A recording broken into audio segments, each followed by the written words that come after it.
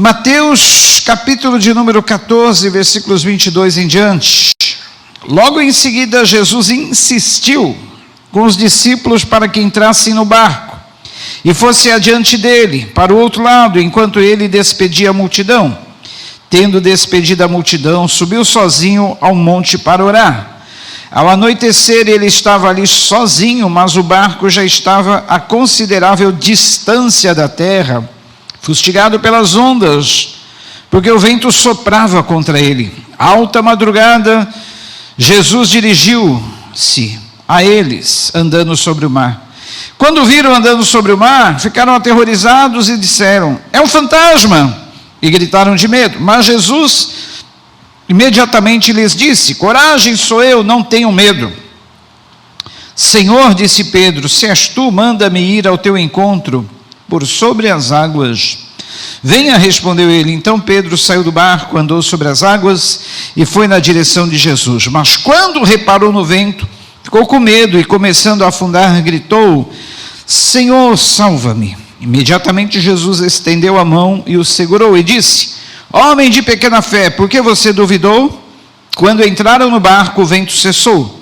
Então os que estavam no barco adoraram, dizendo: verdadeiramente tu és o Filho de Deus. Depois de atravessarem o mar, chegaram a Genezaré. Quando os homens daquele lugar reconheceram Jesus, espalharam a notícia em toda aquela região e lhe trouxeram os seus doentes,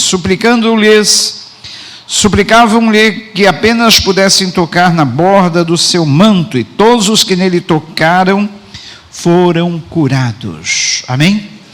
Senhor, que nesta noite a tua palavra possa falar aos nossos corações e o seu recado ser entregue. Não olhe para o vaso, Senhor, mas sim para a necessidade, o desejo que ele tem de transmitir a sua palavra, e que essa seja transmitida com fidelidade e possa edificar a vida de muitos, Pai. Usa-me pela tua bondade e misericórdia, perdoando-nos de todas as nossas falhas, de tudo aquilo que não agrada em nós a ti, mas que tu possas, Senhor, ter a misericórdia de nos usar. Em nome de Jesus, amém. Feliz aí de ver o pastor Gilmar, a esposa. Pastor Gilmar é um querido filho na fé. Lembro que quando ele chegou na igreja, uns 30 e poucos anos atrás, né, Gilmar? Ele também estava acabado. Chegou na igreja macumbado, chegou na igreja todo funhenhado. E Deus fez uma obra, né?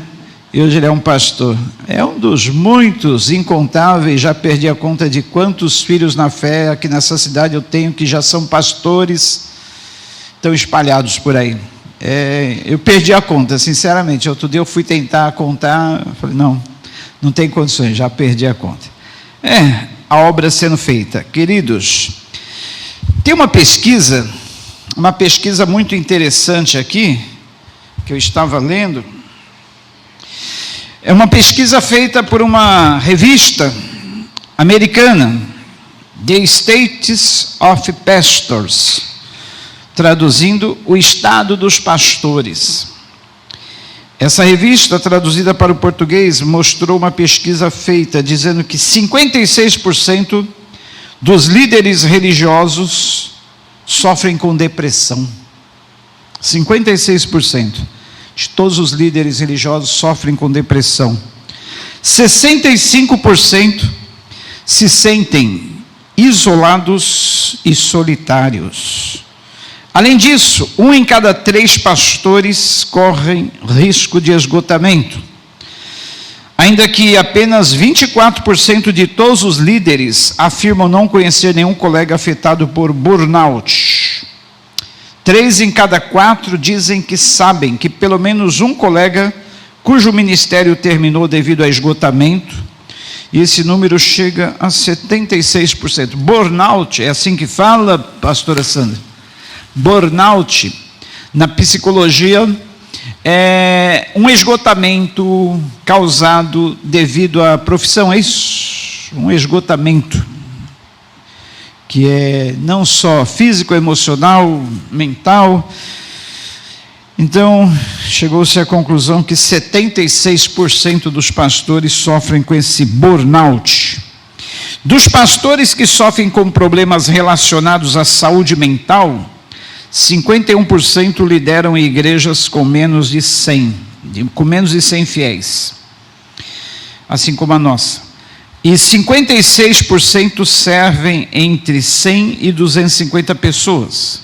Nos grandes templos, 32% dos líderes religiosos informaram que já tiveram ou têm algum tipo de transtorno.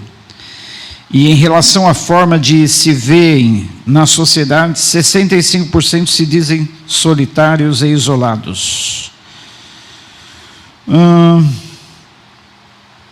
Até aqui. São vários dados. Mas por que eu estou falando isso? Que eu ia introduzir essa mensagem exatamente com a história de um pastor americano. Na década de 80, ele fazia aqueles programas de televisão e passava em vários países. Edward R. Eu vou dar esse nome para ele, mas é um nome fictício. Edward R. Ele tinha esse programa na televisão, era bem conhecido. E uma segunda-feira, depois do culto de domingo, ele meio que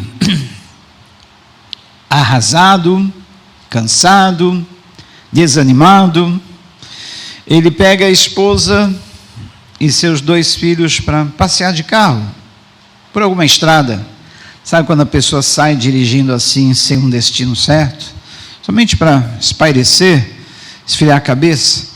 Ele pegou o carro, saiu dirigindo pela estrada, e nisso já fazia quase 1 hora que ele estava dirigindo. A esposa falou: bem, quer dar uma paradinha em algum restaurante? As crianças precisam ir no banheiro, a gente precisa comer alguma coisa. Faz 1 hora que você está dirigindo, a gente não sabe nem para onde está indo. Aí ele pega, encosta no estacionamento do restaurante mais próximo que havia. Encostou, e a esposa disse: vamos lá, vamos tomar algum lanche. Ele: não, esposa, vai você, os filhos, eu vou ficar aqui no carro, meditando. Ele não estava bem. E bem na frente de onde ele parou o carro, estacionou, tinha um telefone orelhão. Quem é do tempo do telefone orelhão aqui? A maioria, né? Sinto lhe dizer que você está com DNA, data de nascimento avançada, porque você foi do tempo do orelhão. Lembra? Você estava com a maior pressa de dar um telefone rápido, você tinha que pegar o orelhão mais perto da sua casa. Depois de você encontrar uns 3 orelhão com o telefone arrancado, só o fiozinho pendurado, dava raiva. Você finalmente encontra um inteiro.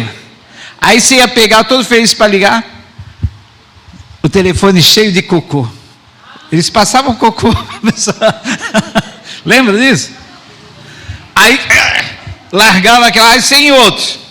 Ah, finalmente, outro. Vazio, ninguém, que geralmente era fila. Aí quando você colocava o telefone na orelha, não estava sujo, estava tudo ok, telefone lá, colocava na orelha, não fazia barulho nenhum.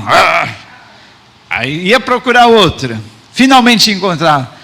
Mas tinha 3, 4 pessoas na fila. E aquela conversa que não acabava. Ah, então, tudo bem, fulano? Beleza, tá, ok, tá. Então, tudo bem? Tá, tchau, tchau, tchau. E nunca saía. Aí você, precisando daquele telefone urgente. E hoje é tão simples, né? Qualquer criança tem um celular na mão, liga pelo WhatsApp, liga pelo fone, liga pelo Instagram, liga pelo Face, liga pelo várias formas. Ixi, pode falar com o mundo inteiro. Não tem ficha caindo, porque era uma desgraça aquelas fichas caindo.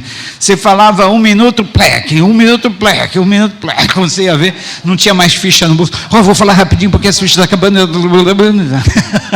É horrível, né? Mas esse pastor encostou o carro em um telefone orelhão bem à frente. E aqueles orelhões, alguns eram comunitários. Que desgraça aquilo. O telefone recebia a chamada. Lembra? Alguns bairros, alguns lugares tinham um telefone orelhão comunitário. Não só fazia chamada, como recebia. Aí estava aquela, você estava ali pronto para ligar, e aí você atendia. Aqui é fulano e tal. Dá para chamar uma vizinha que está na terceira casa aí da primeira, segunda rua? Vai lá para mim, vai lá, faz favor, fala para ela que tem um telefone. Meu, tinha gente que usava o telefone comunitário como se fosse o telefone da casa dele. É horrível. Esse pastor então parou em frente de um orelhão, e ele estava ali no carro, meditando, pensando, refletindo, desanimado, triste, acabrunhado. Tocou o telefone que ele estava bem em frente. Aí ele olha para um lado, olha para outro, ninguém para atender. E o telefone tocou uma vez, tocou outra vez, ele não queria levantar dali para atender. Falou, mas ele cansou de ouvir aquele barulhinho chato, que era alto. Falou, vou atender só para essa pessoa parar de discar. Aí ele coloca o telefone, pasmem, do outro lado da linha, a pessoa falou, é o pastor Edward R? Ele, peraí, tem alguma coisa errada. Aí ele ajeitou o cabelo, olhou para um lado, olhou para o outro, desconfiado, falou, tem alguma câmera escondida. Viram eu aqui, ele era conhecido, viram eu parar o carro aqui e falaram, vamos pegar esse pastor com uma pegadinha. E ele começa a procurar alguma câmera escondida. Porque quem ia imaginar? Ele estava quase 100 quilômetros de casa, na beira de uma estrada. Quem ia imaginar que ele estaria ali? E ligaria naquele telefone comunitário. Não é estranho?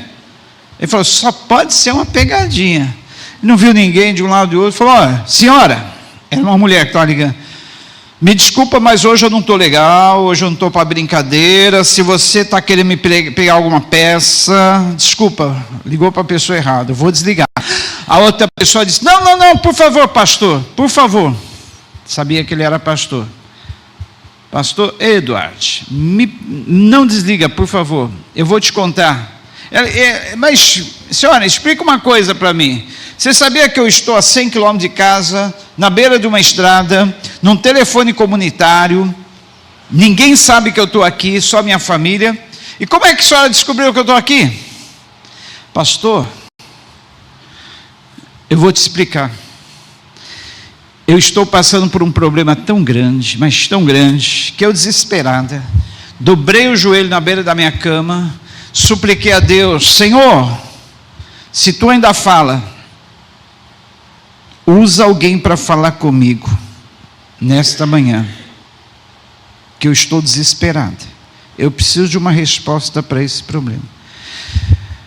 Pastor, o senhor não sabe, mas na mesma hora, uma voz falou no meu coração, liga para o número tal, e os números foram me vindo na cabeça, e eu fui anotando, tal,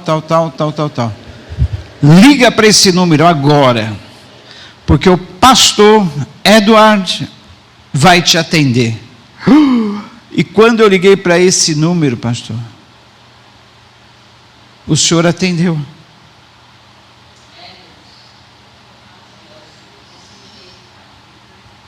Entenderam? Pastor, 100 quilômetros de casa, beira de uma estrada, telefone comunitário, uma irmã passando por um problema, dobrou o joelho, pediu para Deus falar com ela, Deus tocou no coração dela, falando os números, liga para o número tal, o pastor tal vai falar contigo, e era ele que estava lá. O pastor ficou pasmo, mas naquela hora veio uma unção sobre ele tão grande, ele orientou, aconselhou, orou, a irmã do outro lado saiu edificada, abençoada, aliviada, com a resposta, e o pastor é que foi mais abençoado, colocou o telefone no gancho novamente, saiu saltitando, cantando, dançando, pulando, e quando ele viu a esposa e os filhinhos vindo em direção a ele, ele correu para abraçá-los, já com uma fisionomia totalmente diferente, já com outro semblante, já com outra disposição. Ele correu para abraçar a sua família e disse, esposa, filhinhos, Deus sabe onde eu estou. Deus sabe onde eu estou. Ele sabe que eu estou aqui agora. Óbvio. Mas para ele foi uma surpresa. Ele concluiu que Deus sabia que ele estava ali naquele exato momento, naquele exato instante, naquela exata circunstância. E ele disse mais: e se Deus sabe que eu estou aqui, Ele sabe como eu estou. Ele sabe o que eu estou passando. Ele sabe o que eu estou precisando. E eu obtive essa certeza agora. Queridos, essa história é uma história real. Só mudei o nome porque eu não lembrava o nome do pastor. Mas é uma história real, que mostra que Deus sabe onde estamos. Assim como Ele sabia onde estavam os discípulos dele naquele dia. Alta madrugada, quarta vigília. O judeu costuma contar as vigílias da noite assim: primeira vigília das 6 às 9, ou das 18 às 21 horas. Segunda vigília das 21 horas às 0 horas. Terceira vigília das 0 hora às 3 da madrugada. Quarta vigília das 3 da madrugada às 6 da manhã. Então era exatamente nesse momento que os discípulos, no meio do mar, atravessando um vento contrário, atravessando o mar, que na verdade é um lago, mas tem horas que ondas fortes levantam, porque aquele lago está no meio de algumas cordilheiras, algumas montanhas em volta. Aí quando vem aqueles ventos, sabe aqueles ventos que às vezes sopra aqui no litoral? Vem os ventos, passa pelo meio da montanha e pega em cheio ali o lago da Galileia. Aí levanta a onda. E os discípulos estavam tentando remar o barco. A pergunta é: quanto tempo eles estavam naquela luta? Tentando remar contra os ventos contrários. E o barco fazia assim, assim, assim, queria virar, e eles eram pescadores experientes. Mas naquelas condições que fica o mar da Galileia, até os pescadores mais experientes, eles sofrem. E muitas vezes correm o risco de ir a pique. Jesus estava curando lá do outro lado, na margem contrária. E ele pediu que os discípulos fossem na frente, atravessassem o mar na frente dele, porque ele ainda iria demorar um pouquinho mais atendendo as pessoas. Sabe lá que hora que esses discípulos saíram para atravessar o mar? O mar da Galileia não é muito extenso. Talvez eles conseguissem atravessar em menos de 1 hora, ou 40 minutos. Só que eu não sei se era 3 horas da manhã, entre 3 e 6 da manhã, e eles devem ter saído antes de anoitecer. Quantas horas eles ficaram naquele mar? Lutando contra os ventos, lutando contra as ondas, tentando equilibrar o barco, naquele desespero. Vamos perder o barco, podemos perder nossa vida, e agora? Mas Jesus sabia onde eles estavam. Foi exatamente no ponto, porque naquela condição do mar agitado, o mar, as ondas podiam ter impelido o barco para muito mais longe. Como Jesus não precisava de barco para atravessar o mar, ele ia andando sobre as ondas. Ele encontrou-os naquela situação. Como Jesus sabe onde onde você, onde nós estamos nesse exato momento, nesse exato instante. Deus sabe onde nós estamos. Deus sabe como nós estamos. Deus sabe a nossa situação, Deus sabe a nossa condição. Amém? Ele sabe. Antes de você abrir a boca para orar. Então por que nós precisamos orar, pastor? Simplesmente Ele quer ver que nós nos sentimos dependentes dEle. Simplesmente Ele quer ver que nós confiamos nele. Simplesmente Ele quer ver que nós temos prazer em falar com Ele. Amém? Aí o Senhor Jesus vê eles de longe. Não temas, tenham bom ânimo. Por quê? Exatamente essas palavras, ter bom ânimo. Porque é muito fácil nós nos desanimarmos nas lutas da vida. Vocês viram aqui? Essa pesquisa aqui foi feita entre líderes. 76% tem problema com depressão, se sentem sozinhos, abandonados, solitários. E eu poderia estender essa pesquisa não só para os líderes, mas em geral. Povo de Deus que sofre, passa lutas, perseguições, problemas, aflições, os mais diversos possíveis. Todos nós poderíamos ser incluídos nessa pesquisa. Mas Deus, sabendo da fragilidade da nossa estrutura, Ele fala 365 vezes na Escritura: não temas, uma vez para cada dia do ano, não temas, porque é muito fácil nós temermos diante de uma situação difícil, é muito fácil nós nos desanimarmos, queremos desistir. E se eles desistissem de lutar ali? E se eles desistissem de remar? Não desista. Se você tiver que desistir, desista de desistir. Se você tiver que desistir, desista de desistir. Amém? Porque é muito fácil desanimarmos em meio às lutas, quando está tudo bem, amém, glória a Deus, aleluia, mas e quando as coisas estão difíceis? Vem aquele desânimo, vontade de parar tudo, vontade de chutar o balde, jogar a toalha, entregar. Por isso que o Senhor Jesus, Ele deu essa palavra, a primeira palavra que deu: não temas, tenham bom ânimo. Não temas, tenham bom ânimo, bom ânimo. Essa palavra, ânimo. Aliás, de onde vem a palavra desanimado? A raiz da palavra desanimado, vem da expressão sem alma, desalmado. Uma pessoa desanimada é uma pessoa desalmada. Sem alma? Ela está com os sentimentos, as sensações, as emoções lá embaixo. Ela está como se estivesse sem alma, sem força, decaída. A raiz da palavra desânimo, sem alma, desalmada, desanimada. E aí, por isso que vários salmos, tem aquele salmo que o salmista conversa com ele e diz: porque estás abatido, ó minha alma, espera em Deus, pois ainda o louvarei.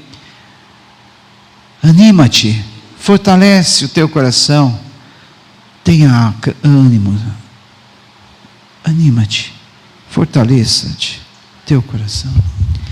Então o Senhor, conhecendo a nossa estrutura, Ele manda que nós tenhamos ânimo. Porque, queridos, sensação de solidão não significa ausência de Deus. Os sentimentos nos enganam. Muitas vezes nós sentimos abandonados, até desprezados por Deus. Parece que Deus se esqueceu. Parece que Deus rejeitou. Mas isso não significa que Deus está ausente. Tem uma tribo no interior da África, uma tribo bem primitiva. Eles tinham um ritual de passagem que eles utilizavam quando o adolescente já ia entrar para a fase adulta. Ele ia ser um guerreiro, ele era provado. O adolescente era levado para o meio de uma floresta escura, à noite, e ele tinha que provar que ele tinha coragem de passar a noite no meio daquela floresta escura, e ali ele era colocado. Todos os adolescentes que passavam por esse ritual não podiam contar para ninguém o que acontecia ali. Levava ele para o meio da floresta, vendava os olhos dele, aí ele só podia tirar a venda dos olhos depois que todo mundo se afastasse. Aí todo mundo se afastava, o adolescente tirava a venda dos olhos, se via sozinho no meio da floresta, à noite. Você teria coragem? No meio de uma floresta à noite, escutando ali os rugidos dos animais, barulho das cobras se rastejando no chão, aqueles barulhos característicos de uma floresta à noite. Era a prova de coragem para um adolescente, para saber se ele já estava preparado para ser um guerreiro. Aí, Ele ficava ali a noite inteira, naquela solidão.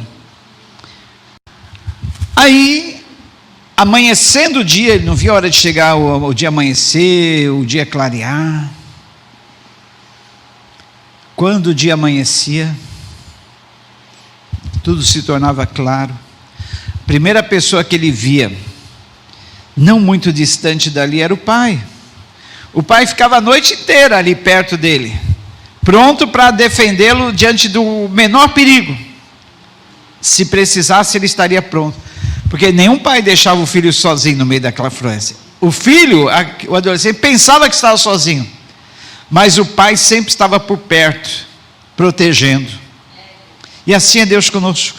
Às vezes Ele quer que Ele deixa a gente se sentir sozinho em meio aos perigos desse mundo, dessa vida, mas a gente não sabe que Ele está sempre perto, está sempre olhando, está sempre atento ao menor perigo, à menor dificuldade. O Salmo 121 diz: elevo meus olhos para os montes, de onde me virá o socorro? Meu socorro vem do Senhor que fez os céus e a terra.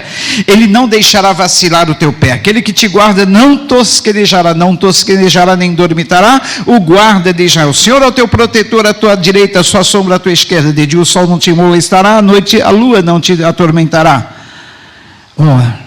Ele te guardará em todos os teus caminhos, desde agora para sempre. O Senhor guardará a tua entrada e a tua saída para sempre, para sempre, para sempre. Aleluia! Este é o Deus que está conosco. A todo momento Ele nos guarda, Ele nos protege, Ele está atento a tudo que acontece, como estava atento ao que estava acontecendo com aqueles discípulos. E olha, ele disse ainda mais, o mais interessante é que quando os discípulos viram Ele andando sobre as águas, será um fantasma, além de tudo, além do mar estar agitado, os ventos serem contrários, estávamos quase indo a pique, ainda aparece um fantasma para nos amedrontar. O que é isso? Parece que quanto mais nós oramos, mais assombração aparece.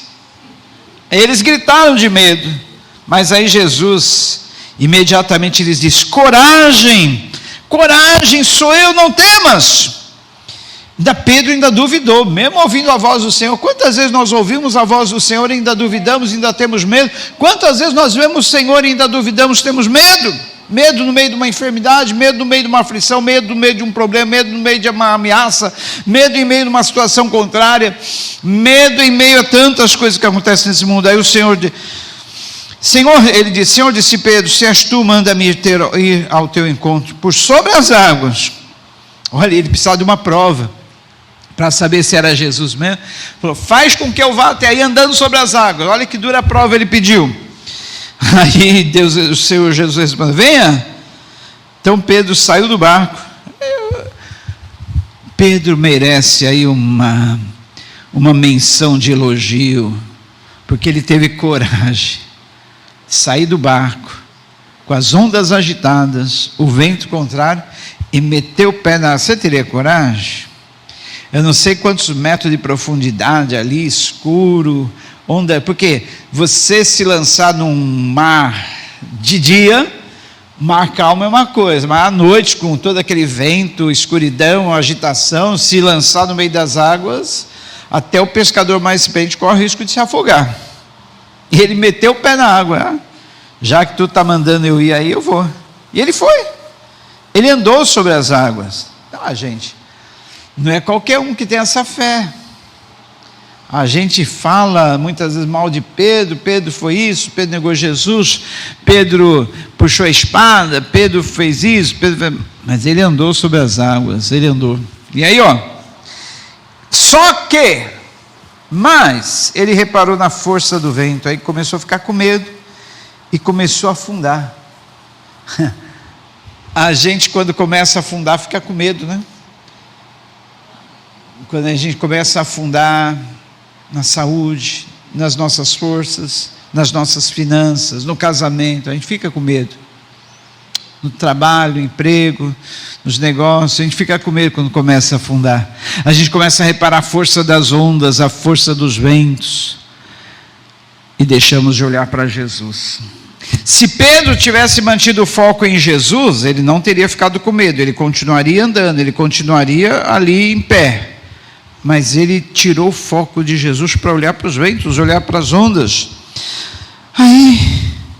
Mas sempre quando nós começamos a afundar, Jesus estende para nós a mão. Ele estende. E Jesus estendeu a mão e o segurou. Ele não só estende a mão para nós, mas ele nos segura. Ele nos segura, que coisa maravilhosa. E ele disse: homem de pequena fé, por que você duvidou? Aí quando entraram no barco, Jesus entrou no barco, o vento cessou. Há momentos que nós precisamos convidar Jesus para entrar no nosso barco. Entrar no barco da nossa vida, tomar o leme, tomar os remos e dar a direção certa para nós, para que os ventos se acalmem. E aí adoraram ele, dizendo: verdadeiramente tu és o Filho de Deus. Percebam que no versículo 22 foi Jesus que os impeliu, insistiu, para que os discípulos entrassem naquele barco, fosse para o outro lado. Quando Jesus nos pede alguma coisa, mesmo que seja uma coisa arriscada, mesmo que seja uma coisa que vai provar nossa fé, mesmo que seja algo que os ventos vão soprar contrário, se foi Ele que pediu, Ele garante a nossa chegada, Ele garante o bom êxito. E se Jesus os impeliu para estar no outro lado, é porque ali havia necessidades. O versículo 34, 35 vai nos apontar isso. Que depois de atravessarem o mar, chegaram a Genezaré. Quando os homens daquele lugar reconheceram Jesus, espalharam a notícia em toda aquela região e lhe trouxeram os seus doentes, suplicando-lhe que apenas tocassem, que apenas pudessem tocar na borda do seu manto, e todos os que nele tocaram foram curados. Havia uma necessidade. E para terminar, queridos, havia um homem. Hoje eu estou esquecendo os nomes. Essas histórias são verídicas, só que eu estou esquecendo os nomes. Havia um homem que costumava fazer um espetáculo atravessando as cataratas do Niágara. É tipo essas cataratas que a gente tem em Foz do Iguaçu. Uma corda era amarrada de um lado e uma corda era amarrada de outro lado, onde havia terra. E o espetáculo que aquele homem proporcionava para as pessoas que iam assistir ali as quedas do Niágara, aquelas grandes cachoeiras, era atravessar em cima de uma corda bamba, andando pelas águas das cataratas do Niágara. Isso aconteceu também, foi na década de 70. E ele, usando aquelas varas, ele ia atravessando a corda bamba, de um lado para outro. Eles estendiam ali o cabo de aço, na verdade era um cabo de aço, estendiam um cabo de aço de um lado até a outra extremidade, e ele atravessava. Aí no final as pessoas aplaudiam: ei, tu é o maior equilibrista do mundo, tu é o cara. Aí um dia ele, cansado de fazer esse espetáculo, ele disse: olha gente, eu sei que vocês vieram aqui para ver eu andando sobre a corda, mas hoje eu vou fazer diferente. Eu vou atravessar essas cataratas empurrando um carrinho de mão. E ele o fez. Pegou o carrinho de mão, foi empurrando, equilibrando, e atravessou de um lado para outro.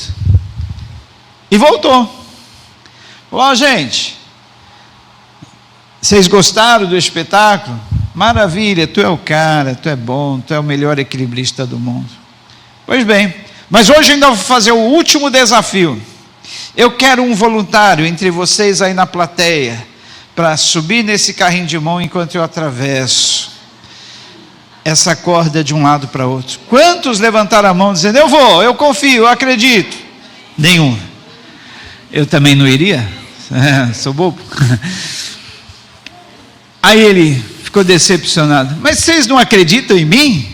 Vocês não disseram que eu sou o cara, que eu sou bom, que eu sou o melhor equilibrista do mundo? E por que vocês não querem sentar aqui? É o mesmo que acontece com a gente. A gente acredita que Jesus é bom, que Ele nos conduz, que Ele nos leva, que Ele não nos deixa cair. Mas quantos de nós tem coragem de deitar, relaxar, descansar no carrinho de mão dele? Nós queremos ter tudo ali sob o controle, nós queremos ter tudo ali em segurança, na mão. Nós não temos essa coragem. Deitar, relaxar no carrinho de mão do Senhor, enquanto Ele nos atravessa pela corda bamba desse mundo. Falta em nós o quê? Confiança. A confiança que os discípulos precisavam ter nele. Não temas, coragem, sou eu. A confiança de acreditar que Ele está conosco, estende para nós a mão, nos segura, não nos deixa afundar, não nos deixa cair e nos atravessa em segurança na corda bamba desse mundo. Vamos orar? Senhor nosso Deus, aí já prepara um louvor para nós terminarmos, por favor. Senhor nosso Deus, muitas vezes nós estamos nos sentindo inseguros, com medo, preocupados com uma situação ou outra, reparando na força dos ventos que sopram contra nós, ventos de todas as direções, ondas que se levantam, perigos, ameaças, situações de todos os tipos, e no meio desse caos todo, nosso coração se agita, nós não conseguimos descansar, nos preocupamos, nos desanimamos, esquecendo que Tu tens tudo sob Teu controle, esquecendo que é Tu que nos segura na corda bamba desse mundo, esquecendo que é Tu quem acalma os ventos e as ondas, esquecemos que Tu nunca nos abandona, nunca nos deixa só, mas está sempre perto, como o pai que não abandona o filho no meio das lutas, dificuldades e problemas. Senhor, ajuda-nos a confiar, ajuda-nos a descansar, ajuda-nos a crer, em nome de Jesus, que assim possamos estar descansados, nos sentindo seguros, protegidos, nos Teus braços de amor. Obrigado pelo Teu amor, pela Tua proteção. Amém.